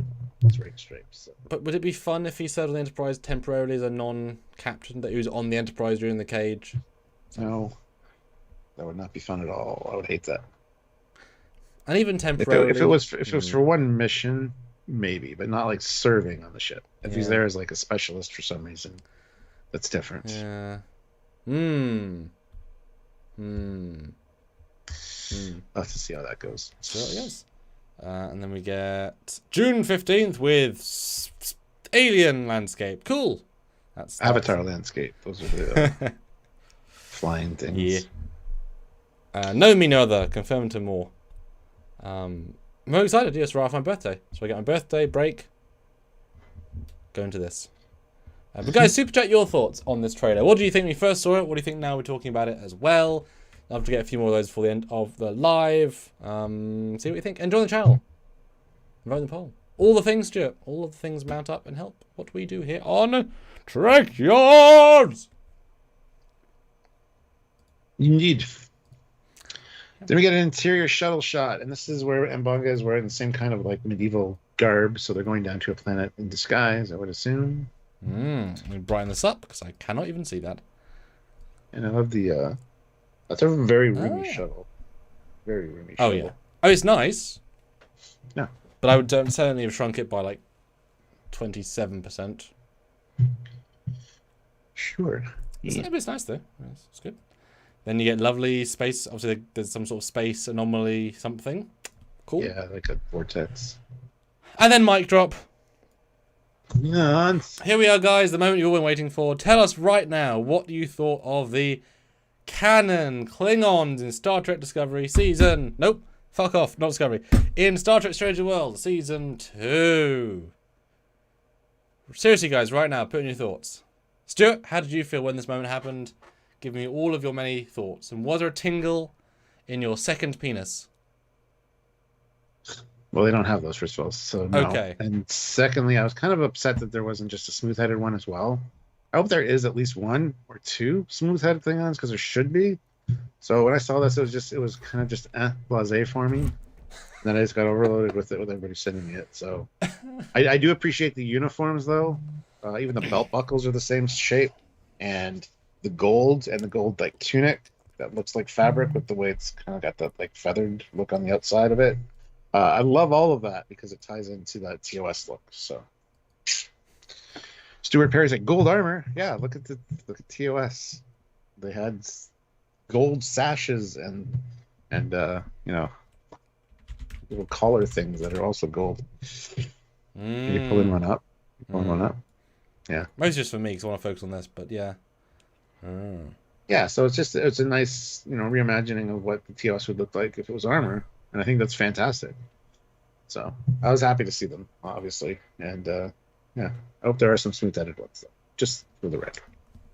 Yeah, I mean, we knew they were in season 2 because of the photo leak, but he had a relatively small amount of ridges, and he was a background extra, but he could have been minimal. I think this wide was very on purpose because you can clearly see several Klingons. In all the shots you can sense there are more than just the two guys. But I mean, fantastic. It's depressing that we have to compliment correct-looking Klingons because they've been the same since 1983. Yeah. I mean, like Michael West. People keep saying they changed. No, they did not. From the original Star Trek 3 art designer, and Michael Westwood took over for 5 and TNG. He did the same designing from TNG Season 1 to Enterprise Season 4. That was one batch of Klingon design. So no, there aren't loads of Klingons. There's the pre-TOS, there's the slightly weird TMP, there's all of the other Klingons and the new Klingons who there. So it was very consistent. Same guy did them. Hypno Amber, though, says, but is it canon? Canon spelled wrong, by the way. Anyway, that Kirk never met Pike before the beep chair? I can't remember. No, he met him once. And that was when he got handed over the Enterprise. That's stated in the menagerie.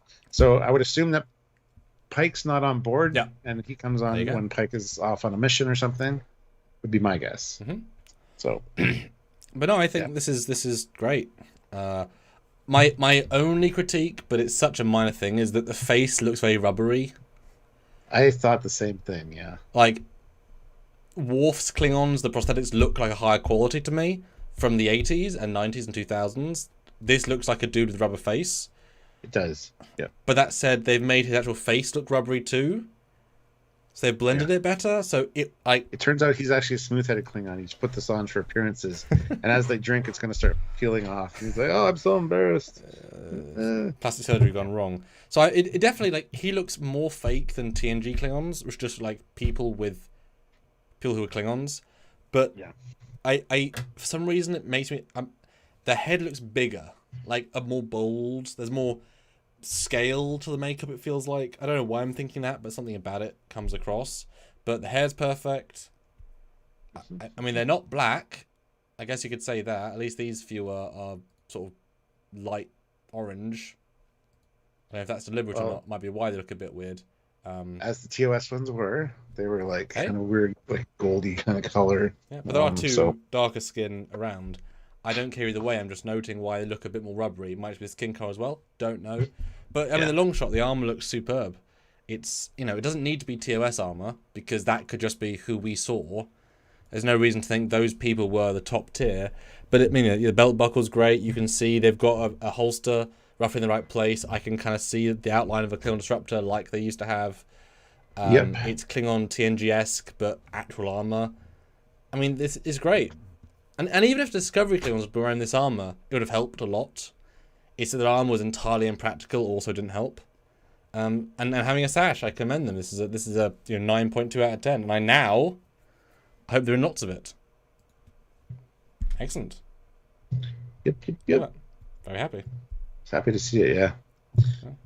Then we get the Enterprise hurtling through like red meteorites or asteroids. Yep. It's a lithium crystal field. That'd be dangerous. This is the burn ground zero. Oh no. Yeah. Then you get thing being spilled. Then you have location on LED wall. I mean. Yeah, this is very reminiscent of that episode with the egg. Yep. Musical egg. But if you've got crazy visuals and reflective floor, then use it. But they're always the reflective floor, Stuart, because that's what the LED wall is. It's a cool visual. Oh, and then you have Talos 4, Stuart, because that was confirmed to be the same design as Discovery. So, as in, someone compared them as Talos 4. So what do you think, Stuart? We're going back to Talos 4. I doubt we're going back to Talos 4, but the thing says leave your world behind, Stuart. That links to Talos 4. Does it, though? Yeah, because they can make illusions. It's just a trailer thing. It's like, leave your commonplace world behind. Come and join us for a sci-fi adventure. Nah, they're being clever. Yeah, I'm not going to say it's Talos 4 at all yet. Don't buy that for a second. Well, it's the same CG model as Talos 4 using Discovery of the planet. Nobody's going to notice that. That's what they're thinking. Okay. I mean, it very well could be, but I have no confirmation of that. You don't see any Telosians in this trailer, so I'm not going to say it is. You don't trust little old me? It could be any planet. You don't trust little old me? No. Well, the next visual is interesting because we got Pike looking through a thing. And yes. Starfleet Delta on like a gate. So this one's like a parallel universe or something where the Federation is like has fortresses. I mean, I thought they were Klingons as well. It does look like Klingons, but that's a Federation symbol on the gate, right? What the hell's happening here? Yeah. I mean, it'd be kind of fun if there was a Klingon colony that had a Federation symbol. You know, we took this over from Federation people. We keep it on our gate and we burned it. You know, because it kind of looks burned. Maybe they took over a colony. Huh? That'd be all right. Snow, though. I can't see the Federation like putting that on like an old. Anyway. Well, no, I assume that would have been on a building. They rip it off, burn it, put it on a gate. Gotcha. Like off an embassy or something. Okay. I mean, yeah, it's a cool visual. I'll buy it. Yeah, it's cool. I like it. I mean, easy alien worlds. Ooh, and the next sparring one, there were also weapons on the walls. Very clear. Like some Klingon-like ones, and maybe even an Andorian type one. But sparring. Looks like Mbanga and probably La'an. Can't really tell.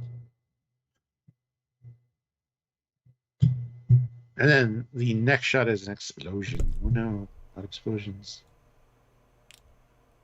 Wow. Yeah. What? Is that a window that's exploded, or is that a room that's exploded? Because someone is not doing well in the explosion. That looks like a window. Gosh. Yeah, somebody's not healthy. And Benga to deck 2. Jesus. Benga to deep space. He's out there. Oh.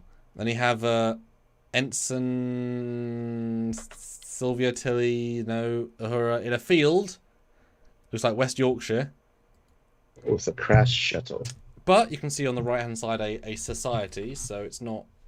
So that's very much like the from the Cage, where he was um, having the picnic with the horse and Vina.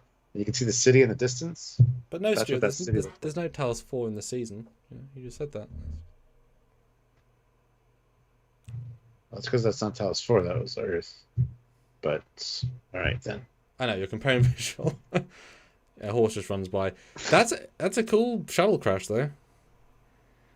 Oh, yeah. That's really good. I mean, it's very CG looking. Like, that in no way is that look real, but also it looks cool. So, like, it wins out for good art design. Medical shuttle, I'm guessing, because of the blue. Yeah, the striping is different than regular, yeah. Although she looks incredibly unruffled by a shuttle crash, I'm guessing it crashed and she went to find them. Because she looks very uninjured for... I mean, that thing's trashed. But on location's cool. It is. Like, that's a good... Cool. And Munga... Spock with his Vulcan Lear. And Enterprise leaving the starbase, doing a cool perspective orbit shot. It's good. It's good stuff. Looks really nice. cool, actually. And then going to work. Then we get Sam Kirk. Hosting Nurse Chapel. Yep. That is the scene. Back on the bridge. More. Oh, classic for real. Says someone is saying that's the crash that killed her family. Maybe. Maybe she is reliving it on Talos as a vision. Sure. Cool. Makes sense. Dramatic. And then bridge. And then engineer person. And then warpness. And then... Warping through a blizzard? I don't know. On a White Horse Open Enterprise. And then people in spacesuits, and then people in spacesuits, and then, oh no, that thing looks damaged. Well, that's going to be part of the sequence where they're floating in space, and you see the saucer and the net. Is that the bridge? It could very well be the top of the bridge, yes. Because the way that there are lights, that's totally a bridge, I think. Yeah. I think they're going to jump out, and then... Yes. You're going to see the shot we saw earlier. Oh, that's great. Yeah, so basically they kill another Connie. Because that's the thing, you know, that's a TOS trope. Every time you see a ship, it's a colony. Every colony has the same sets. But that means you can trash them, you can ruin them, you can tell new stories, you can see the Enterprise screwed. That's cool. There are other colonies that have yet to have their stories told. Although if it is a colony, is the dome above that? Or is that implying the dome is also metal that's transparent? Don't know. But that'd be great if that's a Connie dome. That'd be really fun. I mean, dark, sad, but fun.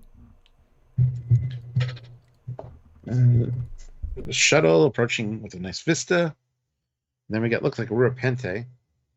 Even the pink lighting of the snow landscape looks very much like Aurora Pente, which I wouldn't be surprised if they go into Aurora Pente, honestly, or something. Wow. Yeah, that's a really fun show, actually. Oh, I hope Cyborg's in the season properly. Oh yeah, that's right. Better be. Maybe Cyborg needs him to break out someone from the Klingon prison because he's in the Vulcan prison. There you go. There you go. Cool. I mean, now we have Klingons, so we can have Klingons again. We've now unlocked Klingons. Finally, after 4 years. New spacesuits, guys. I think they might be slightly different. We'll have to compare them later at some other point. But do you think Michael Dorn could now come back and play the older Colonel Worf? Yeah, Colonel Worf. Could he come and play Colonel Worf at this? It's only 20 years earlier. Just because Michael Dorn's now 40 years older than he played the character that now be 20 years younger. That's fine.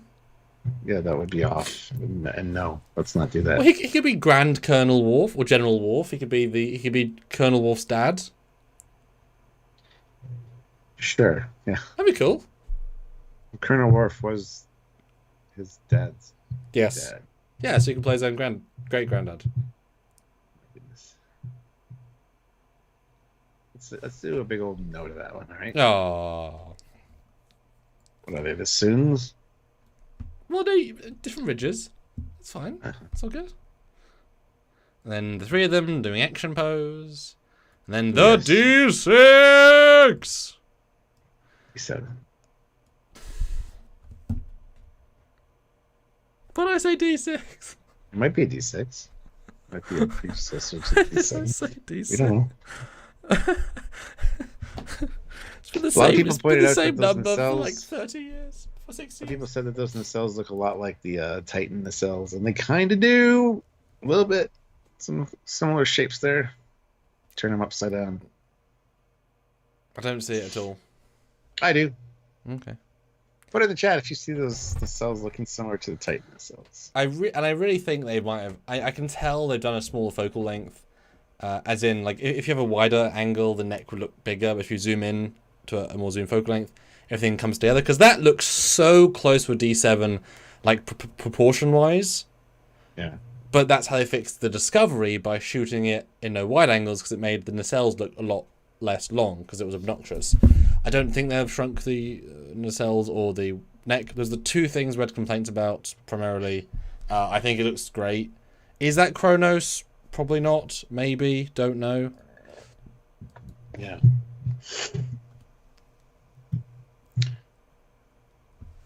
Probably not, would be my guess.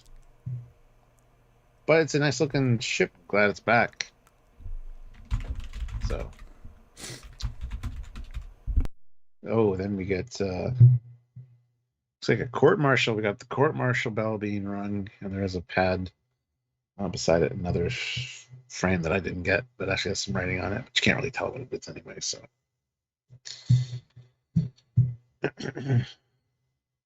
But yeah, court martial, very distinctive bell.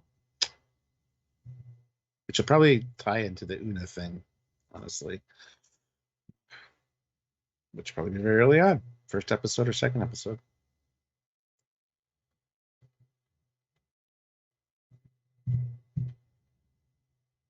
Are we not going to the bell?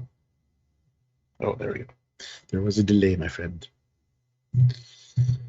And then we get a space station of some sort. Oh, it looks like a space dock. You can see the Enterprise dock there as well. Looks like 2 Federation ships docked there. Perhaps the Enterprise, at least the Constitution class, and then looks like one of the Farragut classes right beside it. In the top right. Yeah,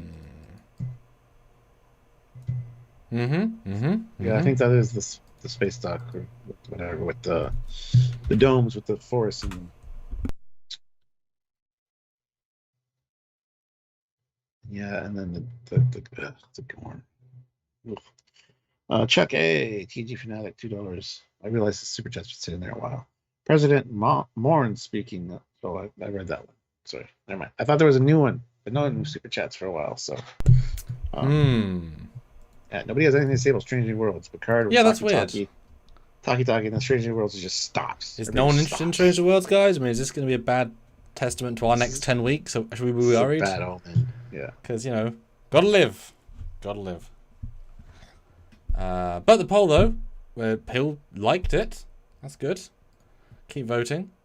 Yes, Gorn, bad, terrible, hate him, just disrespect, terrible. Moving on. And then Tiga. Say it. What do you got to say? Everybody has something to say in the chair. Want the ship to move now. Epic. I did burst out laughing, which rarely happens. I thought that was very funny. Because they don't always have to have a word. That's such a new conceit for last couple. That's very Kelvin. Very Kelvin timeline into Montrek. But I did laugh. I thought was very funny. And to sell that as well as an actor, like how do you? Yeah. Oof. Yes. Rampant Fury 925, $2.20. La'an sees Kirk. Oh no, he's hot. Yeah. Do it. Yep. Maybe that's why Khan Noonien Singh has such a thin hate on for Kirk, because Kirk was macking on like another Noonien Singh that was like his great granddaughter or whatever. He's all like mad. E. Louise Allen, $2. Excited for Strange New Worlds. There you go. Grant McGregor, $5. There you go. Now you guys have woken up from your slumber. The biggest question: sociable Klingons, not angry Klingons, not racist Klingons, free drinking Klingons. Klingons Sure. always drink. Yeah. I mean, that's... They're not always going to be aggressive. And... Yeah. I mean, you know, just turning up to a random colony. I mean, you're allowed to have all sorts of people, all sorts of places. It's all good. Yeah. Verpine, remember for 1 month at the Reykjavik, and are you sure those aren't Somber class ships? No, we're not. Because the Somber class looks exactly like... I said Peregrine earlier, but that was because it was the USS Peregrine. Yeah. Don't get us started on that shit.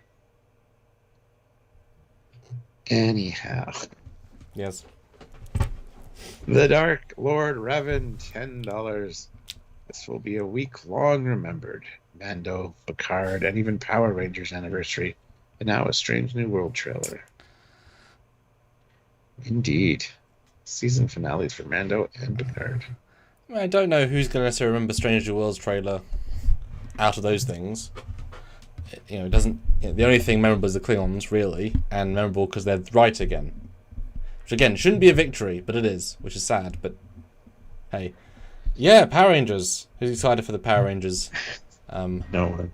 Well, I think Power Rangers fans asked you. What are you on about? Probably, but this is not a Power Rangers channel. No. I've seen Power Rangers since I was like 12. But the movie was great. I haven't seen that yet. Actually, I do want to see that. Well, the one from 1999. Yeah. It's good. I like it. I like the music. Sean T, $2. Can I get that on Blu-ray? I wonder. Bring back Takuma. Just kidding. No! No! No! Well, this next scene's funny because this is Toronto. This is a Roots store, which is a very Canadian store as well. A lot of people were thinking that they made mistakes because you could see like modern day things. It's like, no, they went back in time, or this is a simulation of some kind. If it is Talos, this could be a Talos simulation. But and yet, I was bummed because I saw one dude in the background with a mask, but then I looked and there was like no one else with a mask really. So I was happy that there weren't masks everywhere because that would have been annoying. Interesting. But yeah. Obviously the story about this. Oh yeah, there's one guy with a mask. That's really funny. They had to make sure the extras weren't in masks, but I don't think those are extras. They're just filming on the street and they're just people. But yeah, but they no, because it was still a closed open set. So the story behind this, guys, of course, is that they'd announced season 1. I don't think they're even releasing yet. I'm pretty sure they weren't yet. And then they just announced Kirk was in.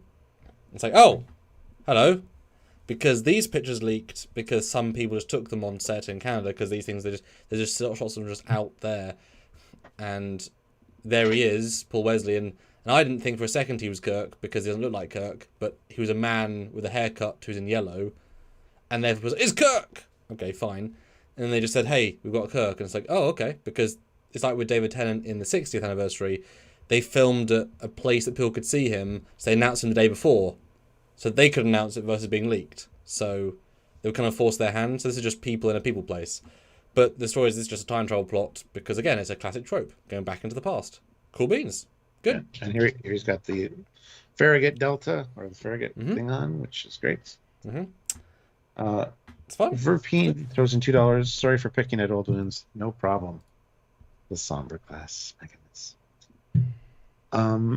Yeah, this is where it's like you've never seen a revolving door before. I'm from outer space. Like, you're from Iowa. You only work in outer space. That's exactly what I thought. I don't know how many other people had that same thought, but whatever. Yeah, it feels like a distinct joke within a joke, but they didn't really do the joke. Well, they might in the show. We just didn't see it here. They didn't play it through. Yeah. Because she might be like, technically you are from Earth. You just work in outer space. I would love if she said that, because then it would, tie in what he says like later in life.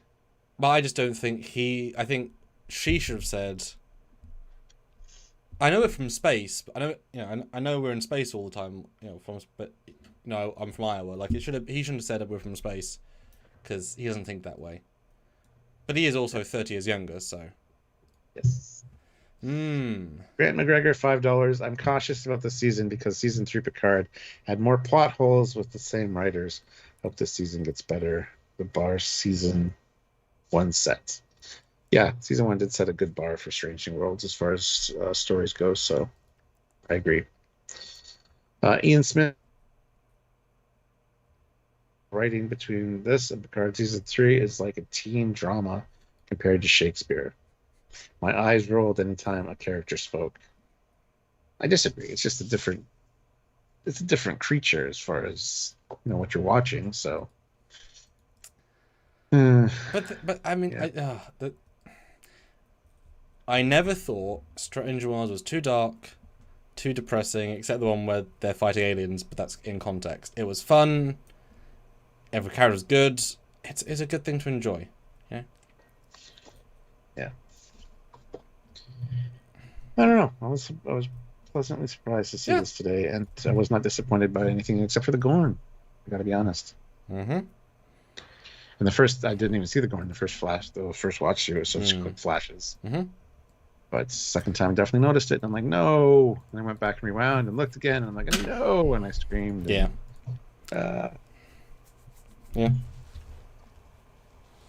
Yeah. But I'm definitely more excited than I was before because, of course, any show could be you sparked for me, 7 out of 10 good ideas. Or was it 8? 10. Can you do it again? I'm now they've got the experience and they've got the production design. As we know, you build the sets. That's a huge part of your budget. So now they've put that in. That's already built. You can now do bigger things in season 2 because you've now got a fresh year's budget. Even if it's smaller, because it will be, because they build all the sets budget plus make a show budget. But now they can do more makeup and more aliens and environments and I'm very excited. And we know season 3, so this is not the end of the road. This is a next chapter, which is excited by itself. Yeah, absolutely. Yeah. So all right, let's look at the poll results. We have 231 votes. Mm-hmm.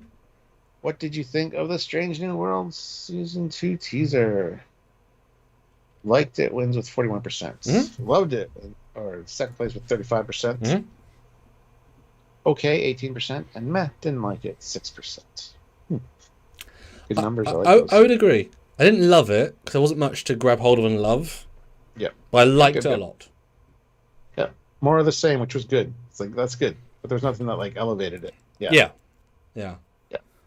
If there had been a shot from the D7 onto the bridge, and it looked like the TMP bridge or the Bird of Prey bridge, like the red, almost the exact same design, 5 Klingons in full makeup, and there's a guy, and it's clearly meant to be Kang Koloth Core, and it's like he really sounds and looks like one of them, and he's like, Pike, my old friend.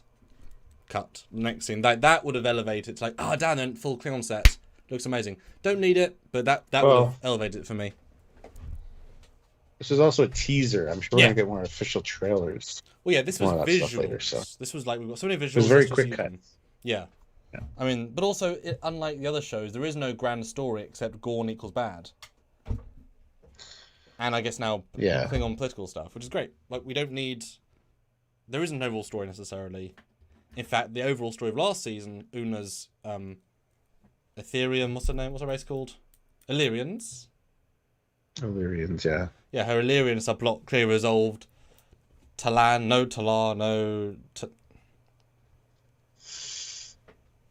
La'an's subplot clearly resolved because they're both in it. Like, those things have always been resolved instantly. But what else are we going to get?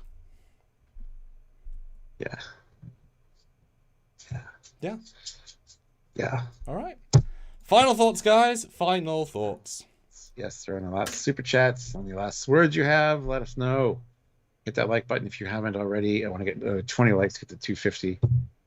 But if we can't, we can't. That's cool too. But yeah, so super chat in. Let us know anything you guys want to say. And we will call it there. And then tomorrow is a new track. New Picard and season finale. Not only season finale, but a series finale. So we're going to be starting our live on Friday at 3 p.m. Eastern Standard Time. And it might go 4 hours. Who knows? We'll see. So that's 1 hour early?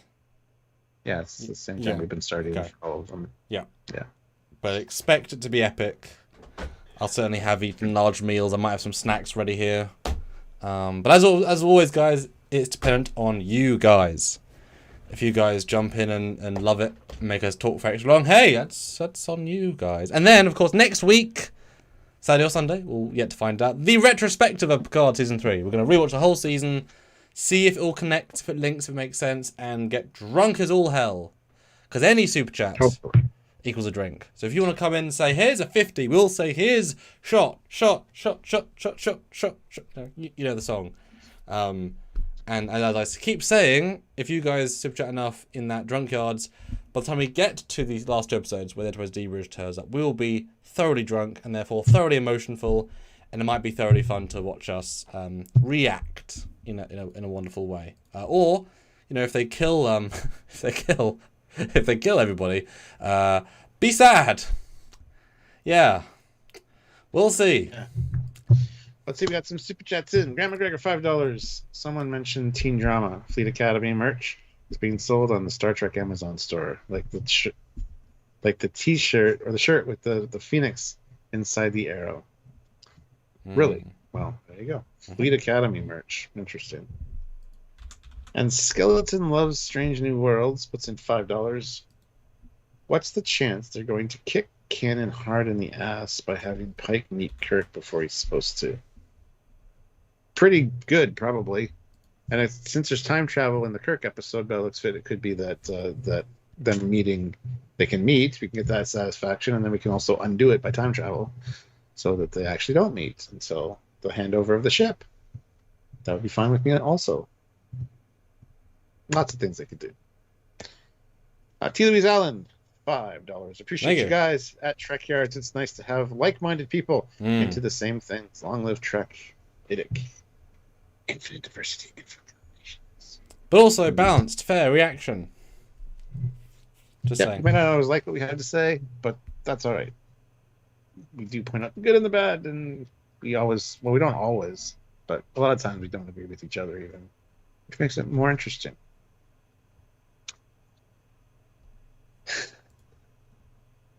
Stuart, how do you feel though? You've got just a little bit till the Mandalorian season finale, until you review it for the audience, and then the end of... God. How do you feel, Stuart? How do you feel? Be honest with me. It's the end of our road.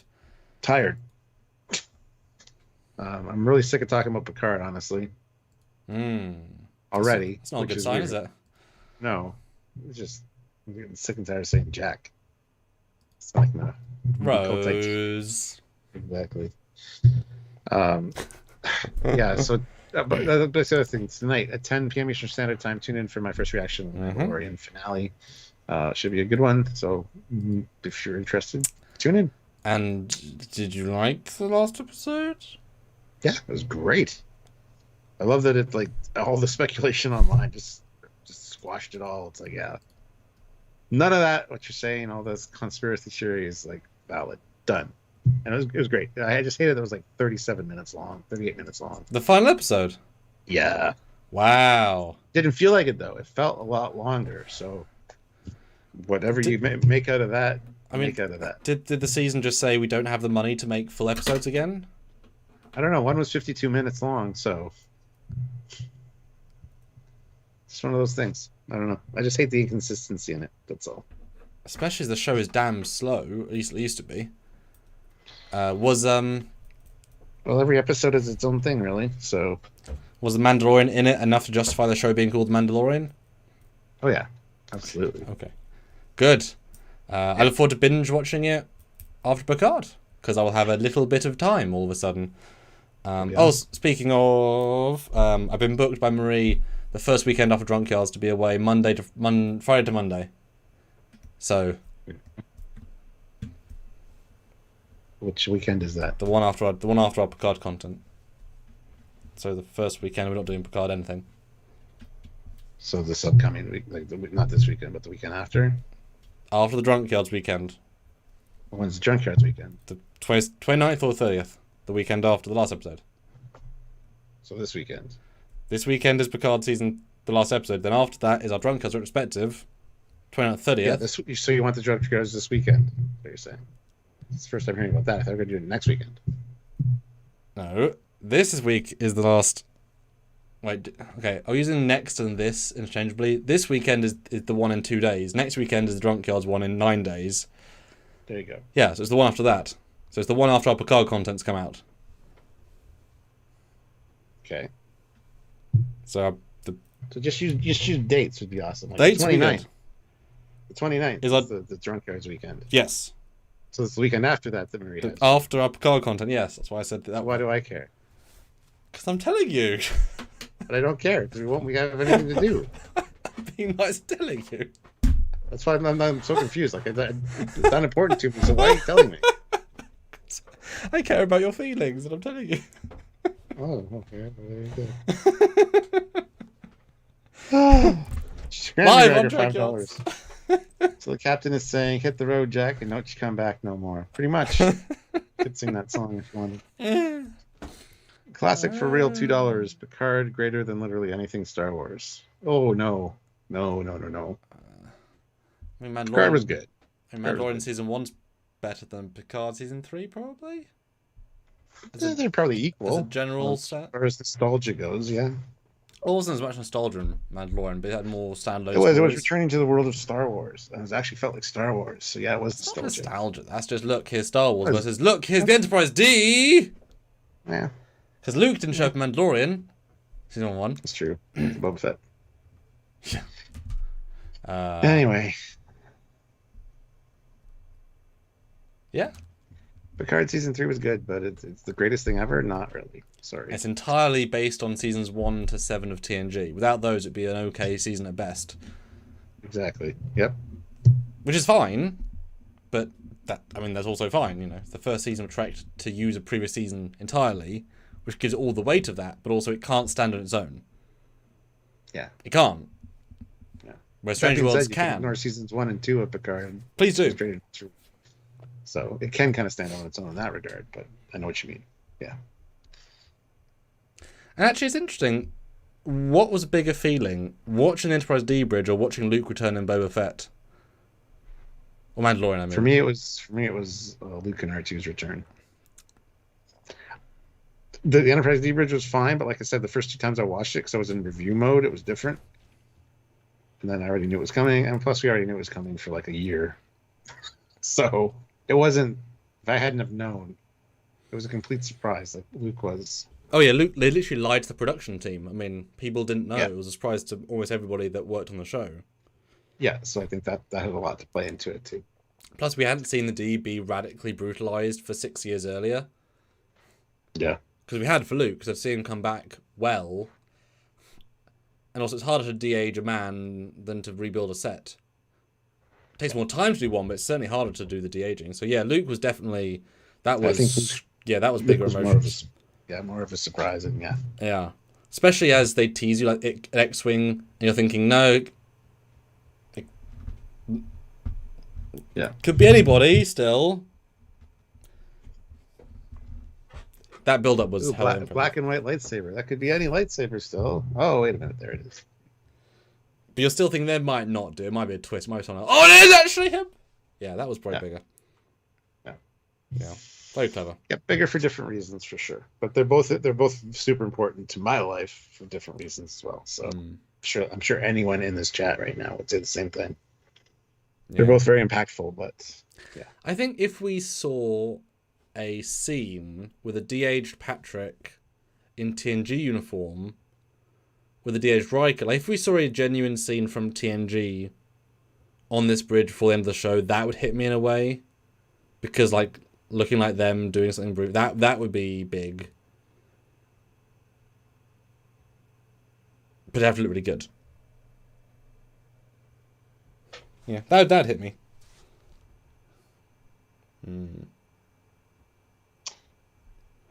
And speaking of hitting you, until next time, he is Commander Cock. Jesus Christ, he is kind of Foley. I'm hitting you with the closeout. Good job. See you guys tomorrow. Well, no, I'll see you tomorrow night. And a few hours from now. I'll see you a few hours from now. But, Many things, guys. Many things. Thanks for being here.